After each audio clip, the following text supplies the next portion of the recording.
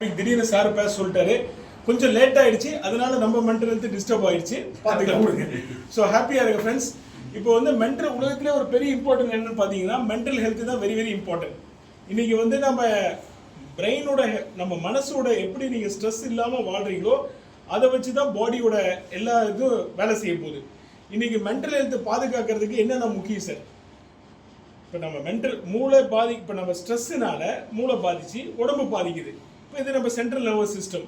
So இந்த மாதிரி mental ஹெல்த்துக்குன்னே awareness எல்லாருமே கிரியேட் பண்ணுறதுக்காக ஒவ்வொரு மாதம் அமெரிக்காவில் மே மாதம் மற்ற வேர்ல்டில் ஒவ்வொரு கண்ட்ரியில் ஒவ்வொரு நாள் செலிப்ரேட் பண்ணுறாங்க.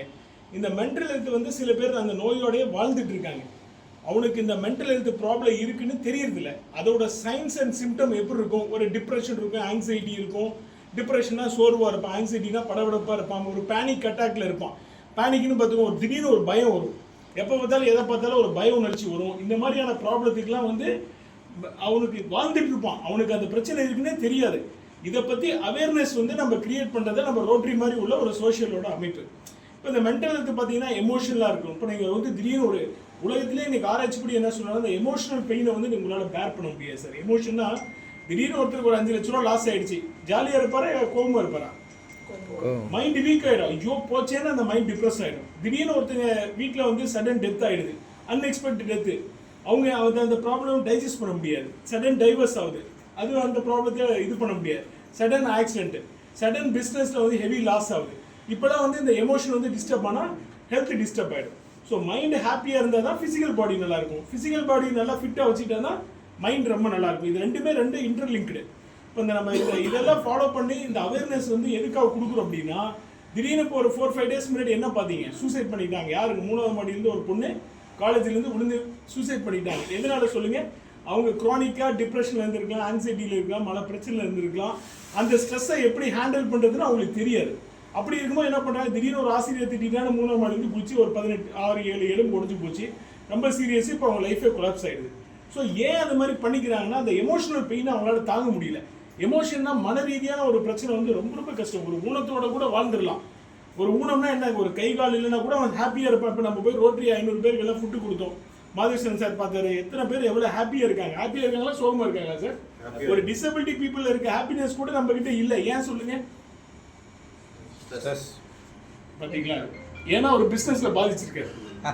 ஸ்ட்ரெஸ் இல்லாமல் ஒரு பிஸ்னஸ் எமோஷன்ஸ் வந்து திடீர்னு ஒருத்தர் வந்து லீவ் போட்டுக்குவோம், அவருக்கு ஸ்ட்ரெஸ்ஸை சொல்லிடுறேன். ஹோட்டல் வச்சிருக்காரு, திடீர்னு ஒரு சீஃப் குக் வந்து லீவ் போட்டால் என்ன ஆகுதுங்க?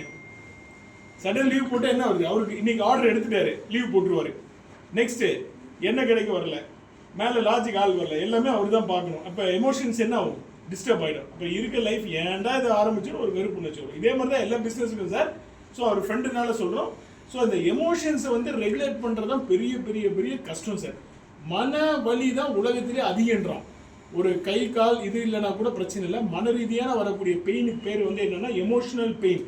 எமோஷன்ஸை ரெகுலேட் பண்ண முடியாதனால தான் நம்ம என்ன பண்ணிக்கிறோம், சூசைட் பண்ணிக்கிறோம், டென்ஷன் ஆகிடுறான், வேற பிரச்சனை ஆயிடுது, டென்ஷன் ஆகி ஆக்சிடென்ட் ஆகிடும், வண்டி ஓட்டுறாங்க. Next psychology. சைக்காலஜினா பெஸ்ட் சைக்காலஜி நம்ம சவுந்தரபாண்டி சாருக்கு தெரியும். யார் எப்படி என்ன பாராட்டி எப்படி பேசணுன்றது தெரியும். எல்லாருக்கும் அந்த சைக்காலஜி டாக்டிக்ஸ் வராது. இப்போ நம்ம செயலாளர் இருக்காரு, அவர் ஒரு கடைக்கு போகிற கஸ்டமர் எப்படி க்ரீட் பண்ணி என்ன பண்ணி எவ்வளோ வெல்கம் பண்ணி ஒரு கஸ்டமரை சைக்காலஜி போட்டால், நான் ஒரு சட்டை எடுக்க போடான்னா 5 சட்டை எடுத்துட்டேன்.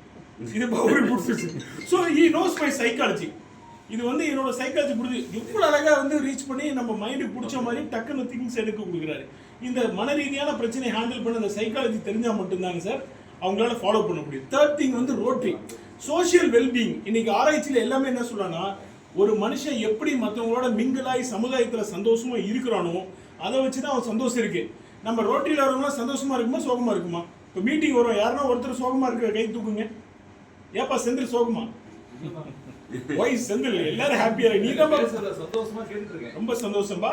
ஆக்சுவலா எதுக்குன்னா ஒரு சோஷியல் கேதரிங் வரும்போது எல்லாருமே சந்தோஷம் ஆயிடும். காரணம் என்னன்னு பாருங்க, ஃப்ரெண்ட்ஸை மீட் பண்ணுவோம், போன வாரம் மீட் பண்ணுவோம், இப்போ டின்னர் எடுத்துக்கிறோம், ரோட்டரியில் ஒரு டாபிக் கொடுக்குறோம், ஒரு அடுத்த கான்ஃபரன்ஸ் என்ன போலான்னு ஒரு பேசுகிறோம், எல்லாம் மிங்கிள் ஆகிறோம். இப்படி பண்ணும்போது என்ன ஆகும்னா மைண்ட் ரிலாக்ஸ் ஆகுது.